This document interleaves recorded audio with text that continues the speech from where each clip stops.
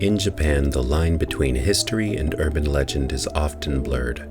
As a culture with a deep reverence for the past, it's no surprise that many of its most terrifying ghost stories are tied to real places and real events.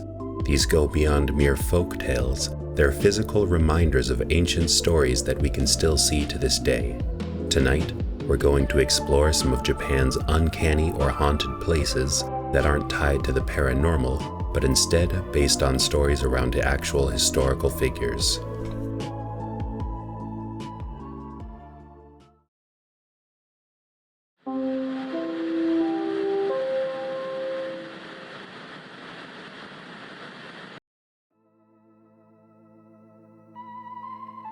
At a busy intersection in Chiba Prefecture, there's a curious, small fenced grove. The story is simple. If you step inside, you don't come back out.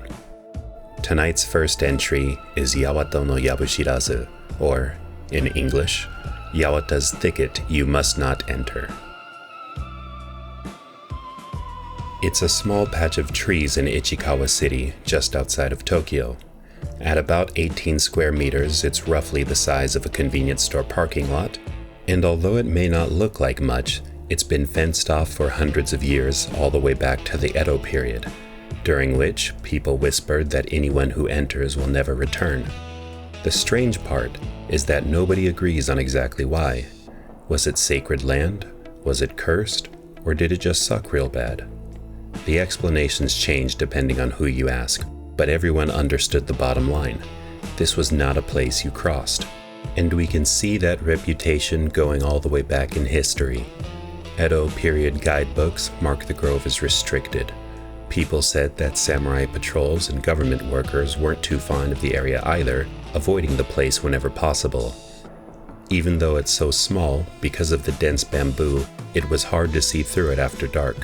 The fact that you couldn't see through such a short space didn't help its reputation as a cursed forest. Over time, the name itself entered Japanese dictionaries as a shorthand for a place with no exit. Today, the grove is still out there and even preserved as a cultural landmark. There's a small shrine and a gate at the boundary so people can leave offerings without even stepping inside. Even the city's own website says that it shouldn't be entered. It's one thing for it to be an urban legend, but it's rare for the local government to agree and say, "Yeah, that place is pretty weird, huh?" So why does the taboo still exist? To be honest, we don't have a clear answer, and that's what makes it sort of odd that it still has its forbidden reputation. People have filled the gaps with all sorts of stories that probably aren't true, hopefully. A simple explanation is that it used to be a graveyard for nobles, and that it's just good etiquette not to go in. Or, even more simply, it started as a land dispute that never got resolved. But let's get to the fun ones. One theory ties the location to a ritual known as Hojoe. In this ritual, priests would release fish into a pond as a gesture of compassion.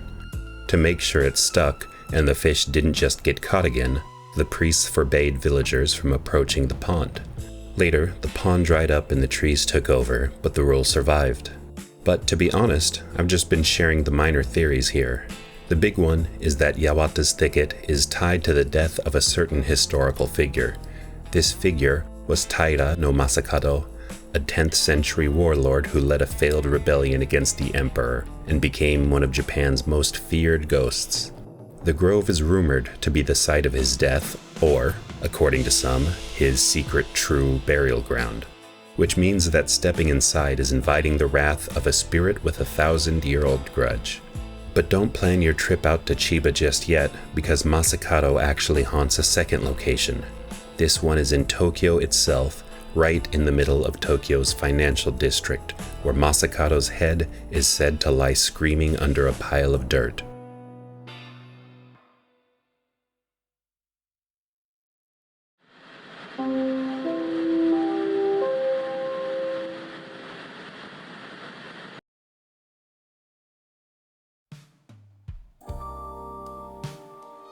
If Yawata's Thicket was only rumored to hold the spirit of Masakado, Tokyo has a site that claims the real deal.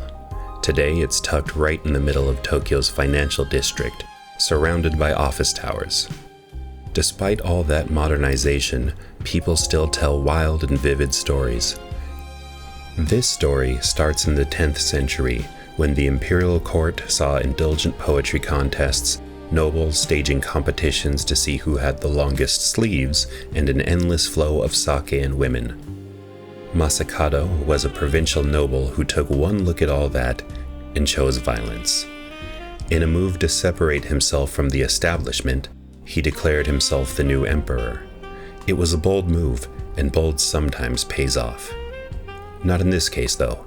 Bold ended with the separation of his head from his body just 2 months later.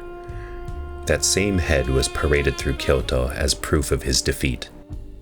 According to legend, it refused to rot, gnashed its teeth, and screamed at anyone who passed by. Apparently, the head would shout challenges, daring people to fight it. I suppose nobody took him up on it because one night he just had enough. His head took off and flew eastward, back to his homeland in Kanto. He landed in what later became modern Tokyo and arrived just in time to harass the local fishermen.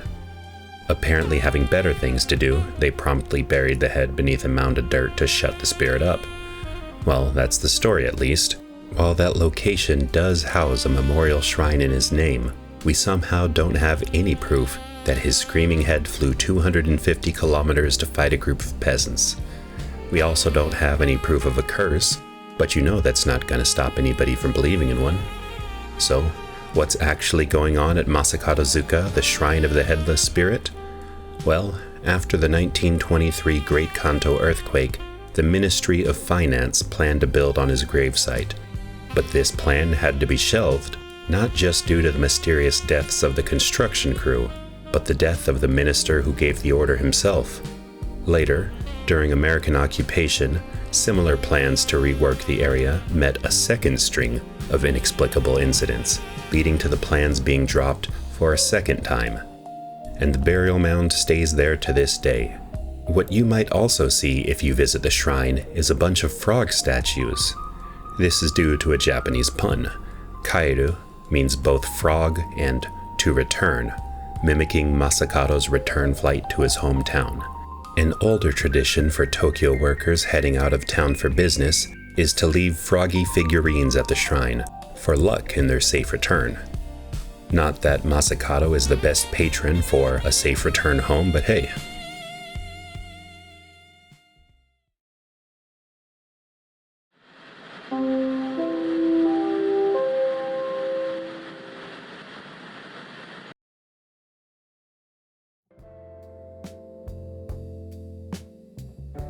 Hidden 2 kilometers within Japan's largest graveyard is a sealed temple.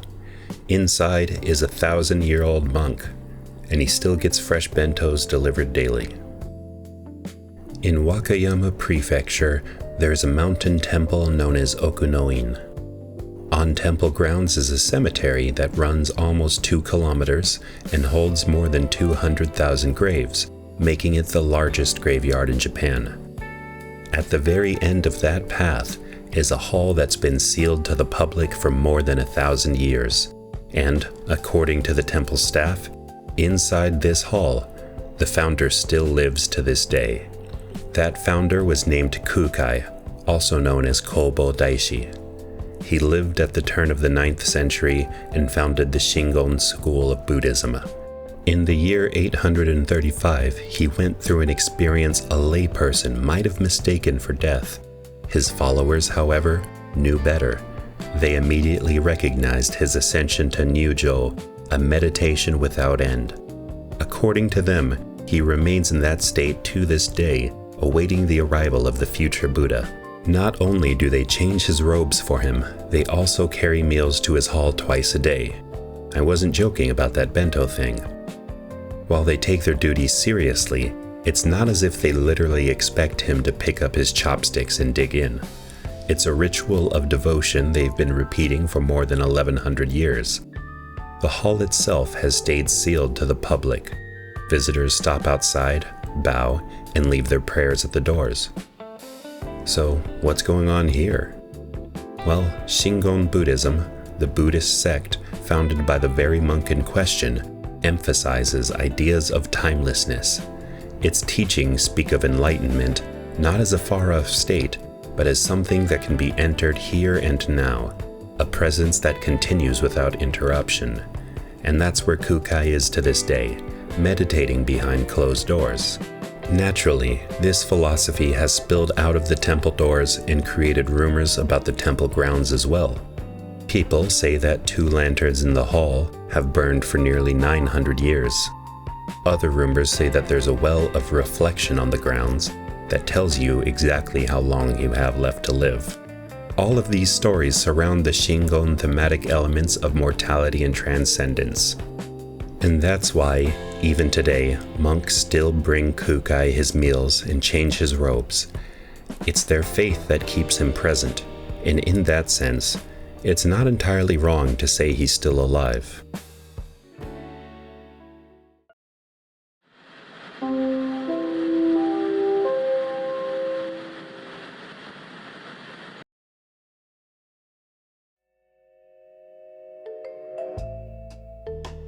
Our last story is direct but creepy. It takes place in Himeji Castle, west of Osaka, 400 years ago. In the 1600s, a maid named Okiku served a master by the name of Aoyama. Aoyama was a samurai retainer with ambitions to overthrow the castle's lord. Okiku the maid learned of the plan during a festival at the nearby temple and secretly warned the castle lord. To punish her, Aoyama hid one of the household's 10 heirloom plates and accused her of losing it, an early act of what we now know as gaslighting. When she insisted on her innocence, he beat her and threw her in the castle well. A brutal punishment and an early act of what we now know as employer-sponsored health insurance. Her spirit never moved on. At night, servants and noble night owls began to hear a faint voice rising from the well, counting the plates. 1, 2, 3. But when it reached 9, the voice broke into a scream and repeated over again.